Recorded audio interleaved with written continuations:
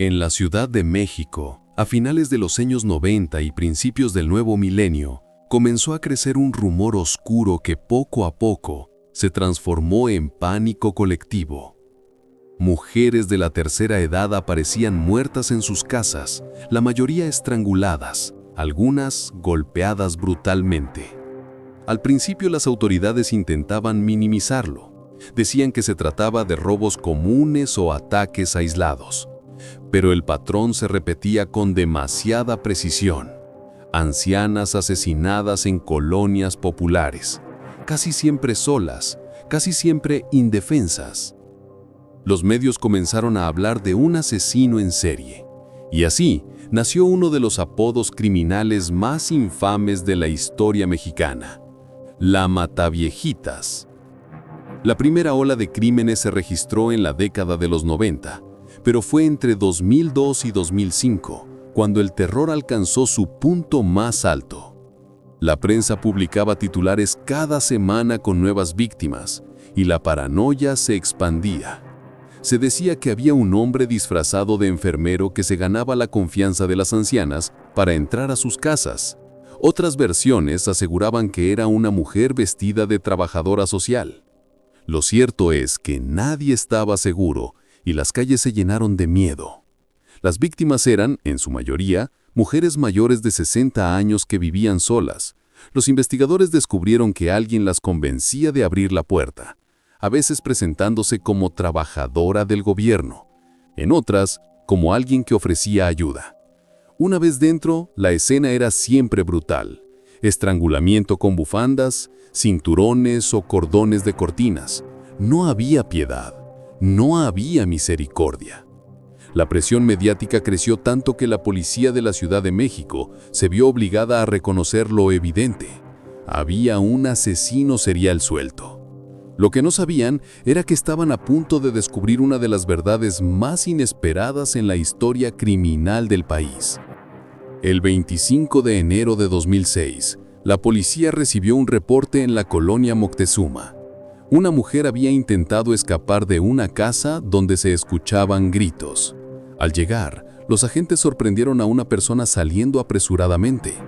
No era un hombre, como todos pensaban, sino una mujer robusta, de cabello teñido y con ropa deportiva. La detuvieron de inmediato. Su nombre, Juana Barraza Samperio. El shock fue inmediato. Juana Barraza no era un criminal cualquiera.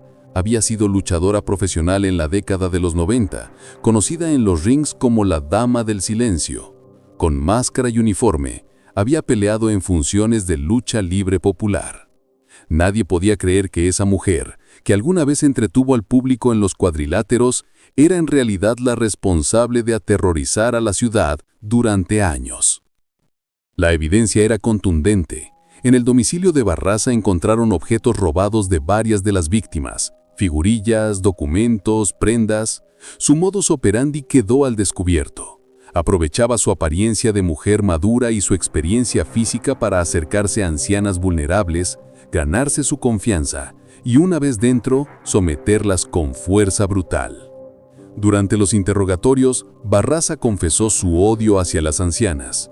Dijo que desde niña había sufrido abusos y maltratos, y culpaba a su madre, a quien describió como una mujer cruel que la vendió por unas cervezas a un hombre que la violó. Ese resentimiento, según los peritos, se transformó en una fijación. En cada víctima, Juana parecía pestigar a su madre una y otra vez.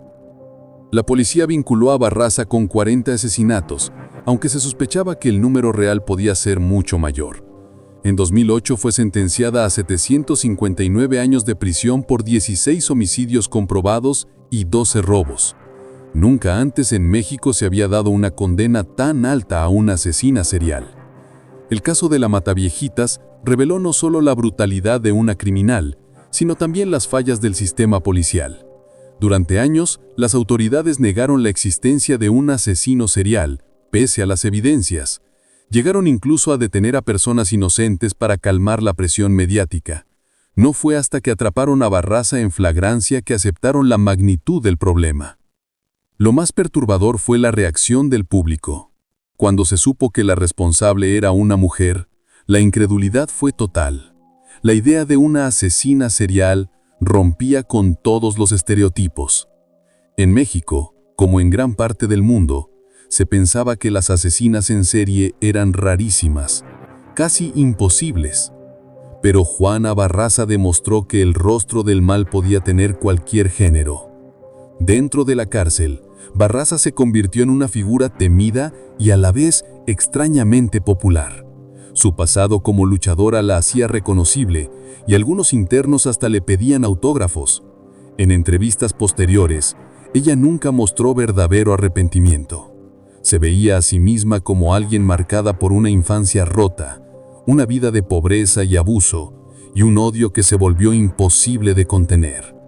La historia de la Mataviejitas no es solo la de una asesina serial, es también el retrato de un país donde la violencia contra los más vulnerables se mezcla con la negligencia de las autoridades, donde la pobreza y el trauma personal pueden convertirse en monstruos. Es el espejo oscuro de una ciudad que tardó demasiado en aceptar que el mal podía caminar entre sus calles con máscara de mujer. Hoy, Juana Barraza sigue cumpliendo su condena en el penal de Santa Marta, Acatitla. Se ha convertido en un personaje de leyenda, tema de documentales, series y programas de true crime. Su nombre sigue generando morbo, terror y fascinación. La Dama del Silencio, la luchadora que pasó de los cuadriláteros al crimen, quedará para siempre en los archivos negros de México, como la primera gran asesina serial del país.